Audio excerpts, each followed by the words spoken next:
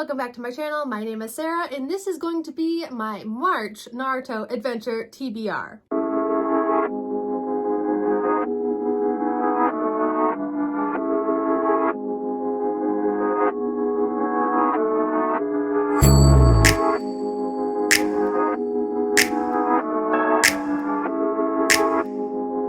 To start off, for the month of February, I'd read 4 books for the cards that I pulled, and they were The Hunger Games by Suzanne Collins, Snow Like Ashes by Sarah Rosh, A Curse So Dark and Lonely by Bridget Kemmerer, and then Pawn by Karen Lynch, and I successfully finished all 4. If you watched my February TBR, you would have known that I was also participating in Woody's Roundup Readathon by Literally Lily, and I did not finish that TBR. Oops. But for my Naruto Adventure TBR game, I did pass. So here we go. So the month of February, I got the Earth Scroll and the Heaven Scroll. Here we are. And so I am going to push pass. You passed the tuning exams round 2. Anko is sending you on to the preliminaries with a reward for your success in obtaining both scrolls. Find your player and carry your reward over to the next exam. For Naruto, who I am playing, you can draw 1 less card in round 2. Next up, tuning exams preliminaries, administered by Hayate Gekko. Click Hayate to continue. So I'm going to click Hayate Preliminaries. Choose your character below to begin your match. I am playing as Naruto. Your fight is against Kiba Akamura. Pick 2 cards. The fight went poorly for Naruto at first. Pick 1 card. Naruto made a comeback by transforming in a layered shadow clone of Akamaru and then Kiba to confuse them both. Pick 1 card. Naruto then beat Kiba by using shadow clones to perform a new technique, the Naruto Uzumaki combo. Total cards 4. So since I am playing Naruto and I was pitted against Kiba, I have to pick 4 cards, but my reward for passing my February TBR is I can pick 1 less card, so I only need to pick 3 cards this month. I'm gonna open my cards. Oh, something's going on. Some of these are backwards. What? Okay. Just a couple are backwards. Okay, so here we go. Here are my cards. I only have to pick 3. These aren't like playing cards or anything, so it's kind of like, how do you do this? Okay, so here we are. First one is going to be the originals. Look at this card. The OG team. Look at them go. Read an OG favorite. Okay. We are going to go on a little bit. To Tobirama Senju, the second Hokage. I picked this one before. Read a book off of a 2019 TBR video. I feel like I picked him already. Just in case. I will pick another one.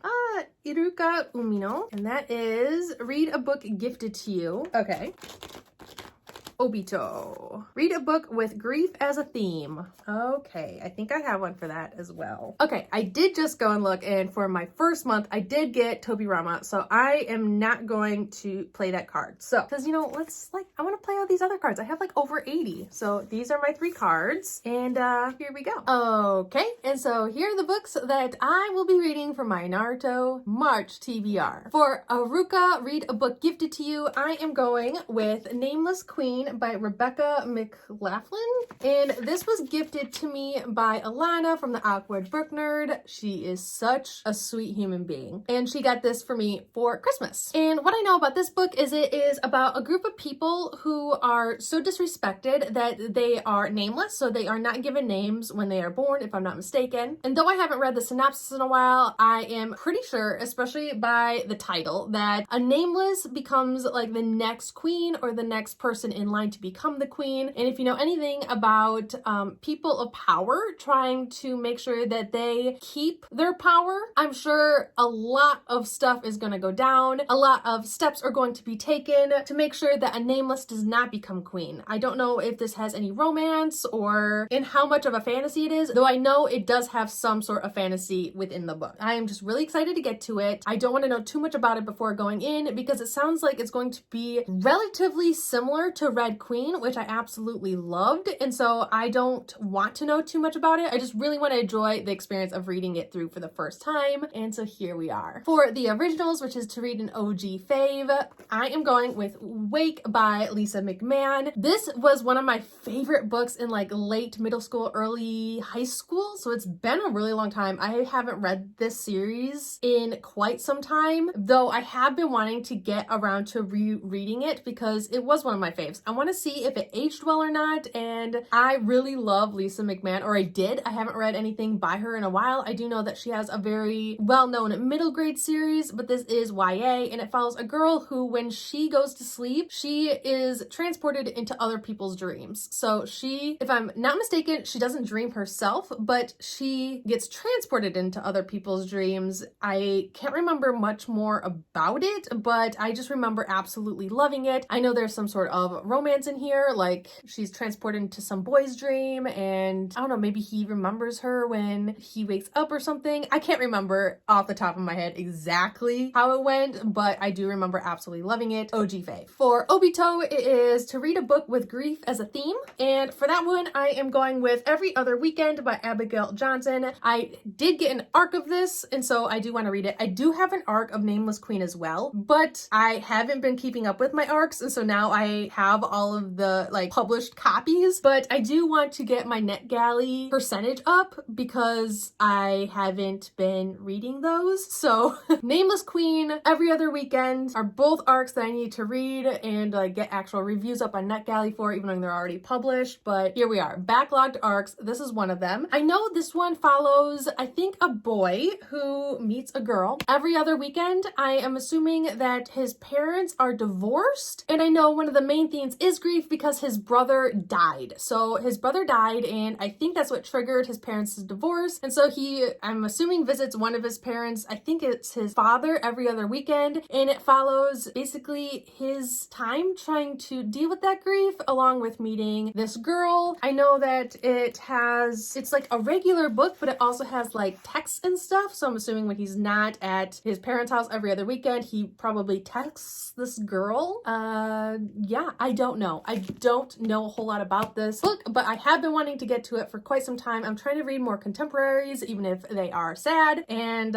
here we go. Fluffy, light contemporary reads aren't really my thing, I don't think, anymore, and so I wanted something with a little bit more deep emotion, and I think this one will give me exactly what I need. My library digital hold, so it's an ebook, but I got it through my library, and it was another arc that I got, if I'm not mistaken. I can't remember. Either way, I still want to read this book, but that is The Sound of Stars by Alicia Dow, and I've heard amazing things about this book, but I can't really tell you much about it. I know it has a girl who really loves books, and then I think there's like some like alien or something, and I think he likes music or like pop music or something like that. Oh my gosh, it's been so long since I read the synopsis. Let's try to bring this up on Goodreads. Here we go. Okay, 2 years ago, a misunderstanding between the leaders of Earth and the invading Ilori resulted in the deaths of 1/3 of the world's population. So it looks like 17-year-old Janelle Ellie Baker survives in an Ilori-controlled center in New York City. I don't want to know too much about this before going in. All art, books, and creative expression are illegal, but Ellie breaks the rules by keeping a secret library. When a book goes missing, Ellie is terrified that the Ilori will track it back to her and kill her. There is an alien boy, Morris, who is raised to be emotionless, but he finds Ellie's illegal library his duty bound to deliver her for execution. I don't want to know much more about that, so I'm assuming they fall in love, he saves her,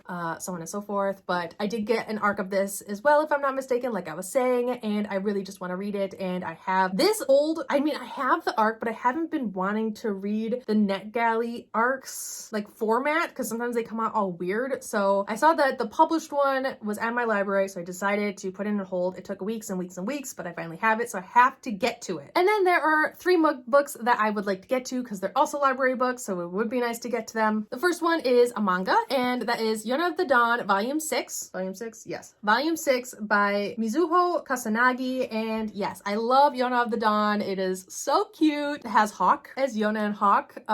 And I don't know, I really love this manga, and so I really want to get to it. Volume 6, I have been getting them all from the library, and so here we are. The next one is Forest of Souls by Lori M. Lee, and I have been looking at this for a very long time, ever since like it was first announced, like on Twitter and stuff. I follow the author on Twitter and everything, and it's about a girl who has been training for years to become the queen's next royal spy. Those are loud kids. I don't know if you can hear them, but they are obnoxiously loud. Okay. Saoirse, I think, I'm gonna have to look up the pronunciation for that. Plans are derailed when shamans attack and kill her best friend, Sango. I'm gonna have to look up pronunciations for these names. I'm so sorry. I have no family, no home, no talent other than fighting. If I'm not to be the shadow, then I am nothing. I am tired of being nothing. I mean, it feels like that's kind of a spoiler, but you know, whatever. It looks like Saoirse somehow restores Sango to life. So it looks like her best friend dies and she is somehow brought back to life. Her plans to become the queen's next royal spy is derailed. I'm assuming that's the plot of the story. Can't wait to get to it. And the last one is Slayer by Kiersten White. I haven't loved Kiersten White's writing in the past. I think her debut trilogy, if I'm not mistaken, the Paranormal series or Paranormalcy. Oh, is that what it's called? I read it a while back and I wasn't a huge fan, but this is a newer series from her. And so I wanted to give her a second chance, and Slayer seemed to be like a book that would be right up my alley. And so I really wanted to give it a try. It's about Nina and her twin sister, Artemis. They are far from normal. It's hard to be when you grow up at the Watchers Academy, when it's a bit different from your average boarding school. Here, teens are trained as guides for slayers, girls gifted with supernatural strength to fight the forces of darkness. But while Nina's mother is a prominent member of the Watchers Council, Nina has never embraced the violent Watcher lifestyle. Instead, she follows her instincts to heal, carving out a place for herself as the school's medic, until the day Nina's life changes forever. Thanks to Buffy, the famous Slayer that Nina's father died protecting, Nina is not only the newest chosen one, she is the last Slayer ever, period. As Nina hones her skills with her Watcher in training, Leo, there's plenty to keep her occupied: a monster fighting ring, a demon who eats happiness, a shadow figure that keeps piping up in Nina's dreams. But it's not until bodies start turning up that Nina's new powers will truly be tested, because someone she loves might be next. I hope I like it. That's all I'm gonna say about it, past the fact that I just read you the entire Inside Dust Jack. I hope I like it. But this is my Naruto TBR, so these are the books I have to read in the month of March. And then we have Slayer, Forest of Souls, Yona of the Dawn, Volume 6, and then we also have The Sound of Stars here. And so let's see how many I can get through. As long as I get through the first 3, I'll be fine. The rest are library books, so it would be nice to get through them, but I could renew them, hopefully. So here we are. This video was a lot longer than I expected it to be. I haven't filmed in a little bit, and I took Tuesday off. I finally broke my consistency record of a few months. I'm a little disappointed in myself, but I just really wasn't up to filming, editing, posting, and so I did not upload 2 days ago. So here I am. I'm back. I'm running out of video ideas, so if you have any, please let me know. Let me know if you want to see anything from me. Here we are. But yes, like, comment, and subscribe down below if you haven't already, and I'll see you guys all next time. Bye.